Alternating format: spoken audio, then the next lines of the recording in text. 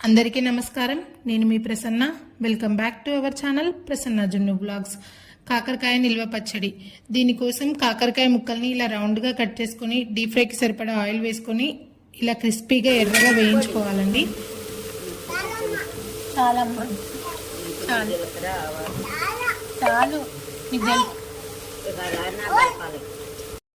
పక్క నుండి జున్ను చెప్తుంటే మేము చేస్తున్నాము.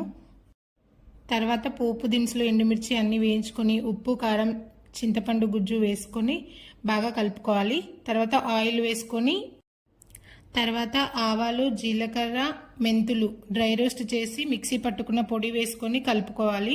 అంతే, ఎంతో టేస్టీగా ఉండే కాకరకాయ నిల్వ పచ్చడి రెడీ అయిపోతుంది. మీకు కొలతలతో కరెక్ట్గా రెసిపీ కావాలి అనుకుంటే మన ఛానల్లో లాంగ్ వీడియోలో అప్లోడ్ చేశానండి. ఆ వీడియో లింక్ అనేది నా నేమ్ కింద ఇస్తాను. ఇంట్రెస్ట్ ఉంటే ఒకసారి వెళ్ళి చూసి ట్రై చేసి ఎలా ఉందో చెప్పండి.